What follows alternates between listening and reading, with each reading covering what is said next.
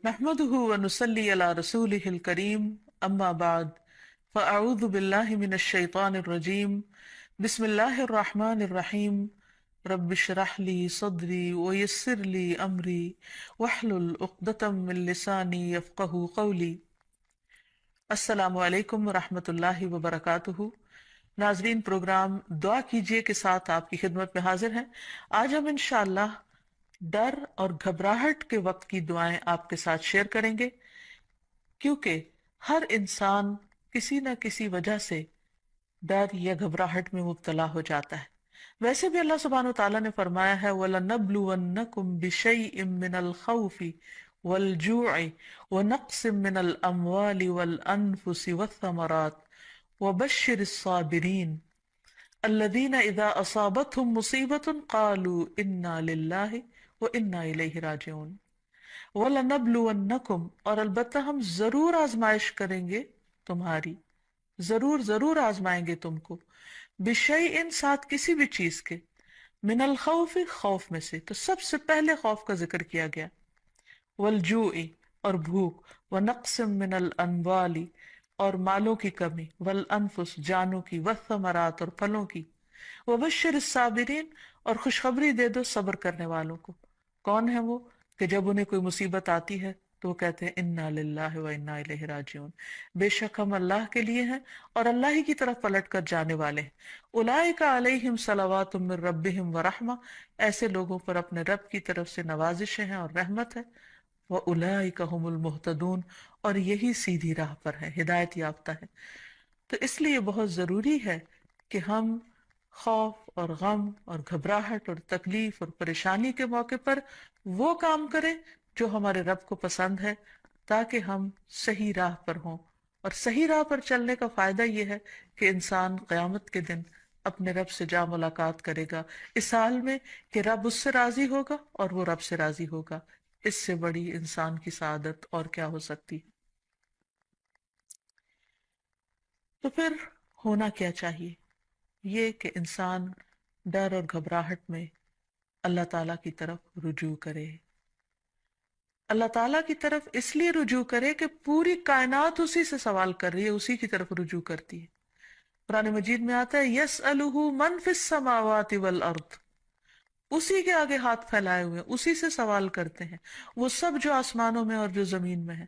یعنی ساری مخلوق اپنے رب کی طرف رجوع کرتی ہے ہر ضرورت میں۔ جیسے ایک موقع پر ایک حضرت سلیمان علیہ السلام نے ایک چونٹی کو دیکھا کہ وہ ہاتھ اٹھائے آسمان کی طرف دعا کر رہی تھی بارش کے لیے۔ تو ساری مخلوق اپنی ضرورت اپنے رب سے ہی مانگتی ہے۔ تو انسان کو بھی چاہیے کہ وہ غیروں کی طرف نظر اٹھا کے نہ دیکھے، صرف اپنے رب کی طرف نظر اٹھائے اور اسی سے مانگے اور اسی سے فریاد کرے۔ لیکن یہ یاد رکھے کہ جب رب سے مانگنے کے لیے جائے تو ادب اور احترام کا تقاضا یہ ہے کہ پہلے رب کی تعریف بیان کرے اور پھر نبی صلی اللہ علیہ وسلم پر درود بھیجے۔ تو اس سلسلے میں اللہ سبحانہ تعالیٰ کی تعریف کے کچھ اور کلمات ہیں جو آج آپ سے شیئر کریں گے۔ ابو امامہ کہتے ہیں کہ نبی صلی اللہ علیہ وسلم نے فرمایا، کیا میں تمہیں شب و روز کے مسلسل ذکر سے افضل ذکر نہ بتاؤں؟ تم کہا کرو سبحان اللہ عدد ما خلق، سبحان اللہ ملء ما خلق، سبحان اللہ عدد ما فی الارض والسماء، سبحان اللہ ملء ما فی السماء والارض، سبحان اللہ ملء ما خلق، سبحان اللہ عدد ما احصا کتابہ، وسبحان اللہ ملء کل شیء۔ میں اللہ کی پاکیزگی بیان کرتا ہوں اس کی مخلوق کی گنتی کے برابر، میں اللہ کی پاکیزگی بیان کرتا ہوں جس سے اس کی مخلوقات بھر جائیں، میں اللہ کی پاکیزگی بیان کرتا ہوں ان چیزوں کی گنتی کے برابر جو زمین و آسمان میں ہیں، میں اللہ کی اتنی پاکیزگی بیان کرتا ہوں جس سے وہ چیزیں بھر جائیں جو آسمان و زمین میں ہیں، میں اللہ کی پاکیزگی بیان کرتا ہوں جس سے اس کی مخلوقات بھر جائیں، میں اللہ کی پاکیزگی بیان کرتا ہوں ان چیزوں کی گنتی کے برابر جن کو اس نے اپنی کتاب میں شمار کیا، اور میں اللہ کی اتنی پاکیزگی بیان کرتا ہوں جس سے ہر چیز بھر جائے۔ پھر تم اسی طرح الحمدللہ کہو، یعنی جہاں سبحان اللہ کہا ہے اسی طرح الحمدللہ کہ میں اللہ کی اتنی تعریف بیان کرتا ہوں۔ تو انسان اللہ سبحانہ تعالیٰ کی تعریف بیان کرتے ہوئے تھکے نہیں. اس تسبیح سے بھی انسان کی بہت سی مشکلات خود بخود حل ہو جائیں گی. اور پھر نبی صلی اللہ علیہ وسلم پر درود شریف پڑھے اور پھر اللہ تعالیٰ سے دعا کرے. کیونکہ حضرت انس سے روایت ہے، کہتے ہیں کہ میں نے رسول اللہ صلی اللہ علیہ وسلم کو فرماتے ہوئے سنا کہ اللہ تعالیٰ نے فرمایا، اے ابن آدم، تو جب تک مجھے پکارتا رہے گا اور مجھ سے امید رکھے گا میں تجھے معاف کرتا رہوں گا جو بھی تجھ سے ہوتا رہا، اور مجھے اس کی کوئی پرواہ نہیں. یعنی بڑے سے بڑا گناہ معاف کرنا اللہ سبحانہ تعالیٰ کے لیے کچھ بھی مشکل نہیں. تو بہرحال جب انسان پر کوئی آزمائش آئے اور خصوصاً ڈر، خوف اور گھبراہٹ کا وقت ہو تو پھر انسان اللہ سبحانہ وتعالیٰ کی طرف رجوع کرے. سب سے پہلے انسان اس کی تحقیق کرے کہ ڈرنے کی وجہ کیا ہے، اس کو انالائز کرے.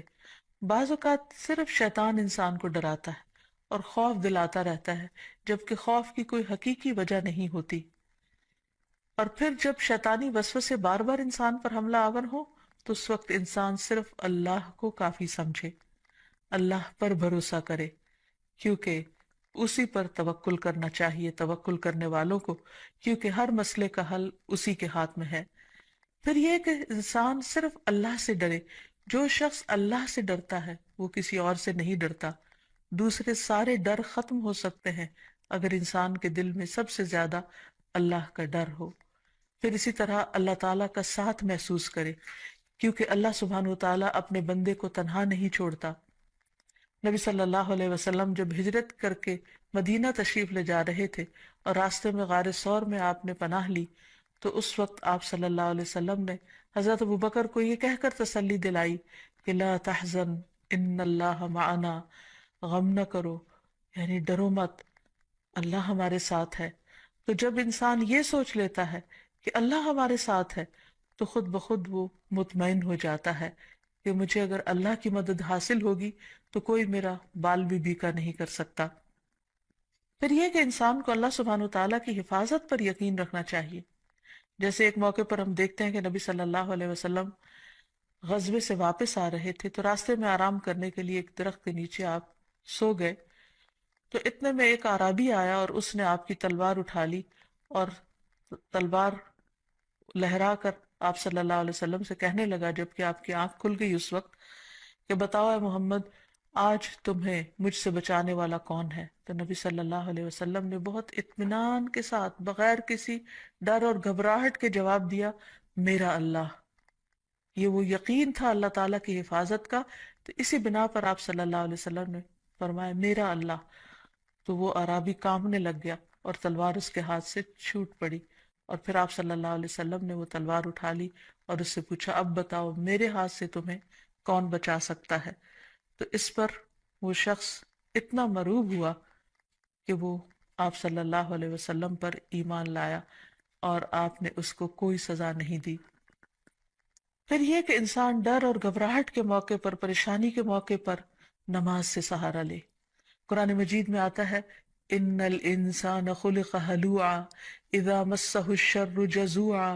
واذا مسہ الخیر منوعا الا المصلین الذین هم علی صلاتهم دائمون. بلا شبہ انسان تھڑ دلا بنایا گیا ہے، جب اسے کوئی تکلیف پہنچتی ہے تو گھبرا اٹھتا ہے، جب مال ملتا ہے تو بخیل بن جاتا ہے، سوائے نماز ادا کرنے والوں کے، وہ جو اپنی نماز پر ہمیشگی کرنے والے ہیں. تو گویا نماز کی پابندی انسان کو ڈر، خوف اور گھبراہٹ سے محفوظ رکھتی ہے. انبیاء علیہ السلام کا طریقہ یہ تھا کہ جب بھی انہیں خوف یا گھبراہٹ ہوتی تو فوراً نماز کے لیے کھڑے ہو جاتے، جیسے نبی صلی اللہ علیہ وسلم کے بارے میں بھی آتا ہے اور اللہ تعالیٰ کا حکم بھی ہے قرآن مجید میں، وَاسْتَعِینُوا بِالصَّبْرِ وَالصَّلَاةِ، صبر اور نماز کے ساتھ مدد مانگو. پھر اسی طرح یہ ہے کہ انسان کوشش کر کے بہادری کا مظاہرہ کرے، اپنے دل کو تھامے، اچھی امید رکھے، پازیٹیو سوچ رکھے، تو اللہ سبحانہ وتعالیٰ اس بندے کی مدد فرماتے ہیں. نبی صلی اللہ علیہ وسلم تمام انسانوں میں سے زیادہ بہادر تھے. مدینہ میں اکثر خوف کی خبریں پھیل جایا کرتی تھی اور آپ صلی اللہ علیہ وسلم تنہا باہر نکل کر لوگوں کے حالات کا جائزہ لیا کرتے تھے اور دشمن کے آنے کی بھی خبر لیتے، اور صحابہ کرام اس بات پر حیران ہو جاتے کہ کس طرح اللہ کے رسول صلی اللہ علیہ وسلم کسی سے بھی نہیں ڈرتے۔ پھر اسی طرح یہ ہے کہ انسان کے اوپر جب آزمائش آئے اس وقت بھی انسان اللہ تعالیٰ کی طرف رجوع کرے، اور جب تکلیف چلی جائے تو بھی انسان اللہ تعالیٰ کی طرف رجوع کرتا رہے، یعنی صرف مشکل وقت پہ نہ پکارے، عام حالات میں بھی انسان اللہ تعالیٰ کو پکارتا رہے۔ پھر اسی طرح کچھ چیزیں ایسی ہیں کہ جو انسان کو مکمل امن دیتی ہیں، مثلاً عمرہ، حج، طواف، کیونکہ اللہ تعالیٰ فرماتے ہیں فَلْيَعْبُدُوا رَبَّ هَذَا الْبَيْتِ الَّذِي أَطْعَمَهُم مِّن جُوعٍ وَآمَنَهُم مِّن خَوْفٍ، ان پر لازم ہے کہ اس گھر کے رب کی عبادت کریں جس نے انہیں بھوک سے بچا کر کھانا یا خوف سے بچا کر امن دیا۔ پھر اسی طرح شرک چھوڑ دینا، قرآن مجید میں آتا ہے الَّذِينَ آمَنُوا وَلَمْ يَلْبِسُوا إِيمَانَهُم بِظُلْمٍ أُولَٰئِكَ لَهُمُ الْأَمْنُ وَهُمْ مُهْتَدُونَ، جو لوگ ایمان لائے اور اپنے ایمان کو ظلم سے آلودہ نہیں کیا، یعنی شرک سے آلودہ نہیں کیا، یہی لوگ ہیں جن کے لیے امن ہے اور وہی ہدایت پر ہیں، ہدایت پانے والے ہیں۔ پھر اسی طرح انسان اپنے آپ کو اللہ کے سپرد کر دے، رات کو سوتے وقت خاص طور پر یہ دعا پڑھ کر سوئے، اللہم اسلمت نفسی الیک ووجہت وجہی الیک وفوضت امری الیک، اے اللہ میں نے اپنا آپ تیرے حوالے کر دیا، میں نے اپنا رخ تیری طرف کر لیا اور میں نے اپنا معاملہ تیرے سپرد کر دیا۔ تو جو چیز بھی انسان کو پریشان کرے تو وہ انسان اللہ کے سپرد کر دے، کیونکہ وہی ہر چیز کی ٹیک کیئر کرنے والا ہے اور اس سے بہتر کوئی بھی کسی چیز کی حفاظت نہیں کر سکتا۔ پھر اسی طرح انسان اگر چاہتا ہے کہ ہمیشہ دنیا اور آخرت میں امن میں رہے، ہر خوف اور گھبراہٹ سے، تو اللہ کی طرف سے آئی ہوئی ہدایت کی پیروی کرے۔ آدم علیہ السلام کو اور حضرت حوا کو جب دنیا میں اتارا گیا تھا تو اس وقت اللہ سبحانہ وتعالیٰ نے انسانوں کو بتا دیا تھا اور وعدہ فرمایا تھا قُلْنَا اهْبِطُوا مِنْهَا جَمِيعًا فَإِمَّا يَأْتِيَنَّكُم مِّنِّي هُدًى فَمَن تَبِعَ هُدَايَ فَلَا خَوْفٌ عَلَيْهِمْ وَلَا هُمْ يَحْزَنُونَ، ہم نے کہا سب کے سب اس سے اتر جاؤ، پھر اگر کبھی تمہارے پاس میری طرف سے واقعی کوئی ہدایت آ جائے تو جو میری ہدایت کی پیروی کرے گا اس پر نہ کوئی خوف ہے اور نہ وہ غمگین ہوں گے۔ پھر اسی طرح اللہ سبحانہ وتعالیٰ اور اس کے رسول کی اطاعت انسان کو خوف اور غم سے نجات دینے والی ہے۔ اللہ تعالیٰ فرماتے ہیں یا بنی آدم اما یأتینکم رسل منکم یقصون علیکم آیاتی فمن اتقى واصلح فلا خوف علیہم ولا هم يحزنون، اے آدم کی اولاد اگر کبھی تمہارے پاس واقعی تم میں سے کچھ رسول آئیں جو تمہارے سامنے میری آیات بیان کریں، تو جو شخص ڈر گیا اور اس نے اصلاح کر لی تو ایسے لوگوں کے لیے نہ کوئی خوف ہوگا اور نہ وہ غمزدہ ہوں گے۔ پھر اسی طرح دین پر استقامت اختیار کرنا انسان کو خوف سے نجات دیتا ہے۔ فرمایا ان الذين قالوا ربنا الله ثم استقاموا فلا خوف عليهم ولا هم يحزنون، یقیناً وہ لوگ جنہوں نے کہا اللہ ہمارا رب ہے اور اس پر پھر جم گئے، ان پر نہ کوئی خوف ہوگا اور نہ وہ غمگین ہوں گے۔ پھر اسی طرح انسان اپنے فرائض کی ادائیگی کرتا رہے، اور اگر فرائض ادا کرتا رہے گا تو اس پر کوئی خوف اور غم نہ ہوگا۔ اللہ تعالیٰ فرماتے ہیں ان الذین آمنوا وعملوا الصالحات واقاموا الصلاة وآتوا الزکاة لہم اجرہم عند ربہم ولا خوف علیہم ولا ہم یحزنون، بے شک جو لوگ ایمان لائے اور انہوں نے اچھے کام کیے، نماز قائم کرتے رہے اور زکوٰۃ ادا کرتے رہے، ان کا اجر ان کے پروردگار کے پاس ہے، انہیں نہ کوئی خوف ہوگا اور نہ وہ غمگین ہوں گے۔ اسی طرح صدقہ بھی انسان کو خوف اور غم سے نجات دیتا ہے۔ قرآن مجید میں آتا ہے الذین ينفقون اموالهم فی سبیل اللہ ثم لا يتبعون ما انفقوا منا ولا اذى لهم اجرهم عند ربهم ولا خوف عليهم ولا هم يحزنون، جو لوگ اللہ کے راستے میں اپنا مال خرچ کرتے ہیں پھر خرچ کرنے کے بعد نہ احسان جتلاتے ہیں اور نہ دکھ دیتے ہیں، ان کے لیے ان کا اجر ان کے رب کے پاس ہے، ایسے لوگوں کو نہ کوئی خوف ہوگا اور نہ وہ غمگین ہوں گے۔ ایک اور جگہ پر فرمایا الذین ينفقون اموالهم باللیل والنہار سرا وعلانیہ فلہم اجرہم عند ربہم ولا خوف علیہم ولا ہم یحزنون، جو لوگ دن رات کھلے اور چھپے اپنے مال خرچ کرتے ہیں انہیں اپنے رب سے اس کا اجر ضرور مل کر رہے گا، ایسے لوگوں کو نہ کچھ خوف ہوگا اور نہ وہ غمگین ہوں گے۔ اور اب کچھ دعائیں اور تسبیحات جو انسان کو خوف سے نجات دیتی ہیں، غم سے نجات دیتی ہیں۔ سب سے پہلے تو رسول اللہ صلی اللہ علیہ وسلم کی ایک حدیث کہ آپ نے فرمایا جو رات سے خوف آئے کہ وہ اسے پریشان کرے گی، کچھ لوگوں کو اندھیرے سے ڈر لگتا ہے، یا مال کے ساتھ بخل کرے کہ وہ خرچ ہو جائے گا، یعنی کسی کو کچھ دیتے ہوئے اس کے دل میں گھبراہٹ ہوتی ہے، یا دشمن کے ساتھ بزدلی کرے کہ وہ اسے قتل کر دے گا، یعنی دشمن کا خوف ہو جان سے جانے کا، تو اسے چاہیے کہ وہ اس قول کی کثرت کر دے سبحان اللہ و بحمدہ، سبحان اللہ و بحمدہ، سبحان اللہ و بحمدہ۔ اللہ پاک ہے اور اسی کی تعریف ہے، کیونکہ یہ اللہ کے نزدیک سونے کا پہاڑ اللہ کے راستے میں خرچ کرنے سے زیادہ محبوب ہے۔ یعنی اتنی قیمتی تسبیح ہے کہ اگر ایک انسان اللہ کے راستے میں ایک پہاڑ صدقہ کرے تو اس سے بھی زیادہ اس تسبیح کا فائدہ اور اثر ہوگا۔ کتنے مختصر سے کلمات ہیں جن میں اللہ تعالیٰ کی حمد و ثنا بیان ہوئی ہے، یعنی انسان اس وقت تک ذکر اور ورد کرتا رہے جب تک کہ اس کا دل سکون میں نہ آ جائے۔ ایک اور روایت میں آتا ہے، عبداللہ ابن عمر رضی اللہ عنہ روایت کرتے ہیں کہ رسول اللہ صلی اللہ علیہ وسلم ڈر یا گھبراہٹ کے موقع پر انہیں یہ کلمات سکھایا کرتے تھے، اعوذ بکلمات اللہ التامۃ من غضبہ وشر عبادہ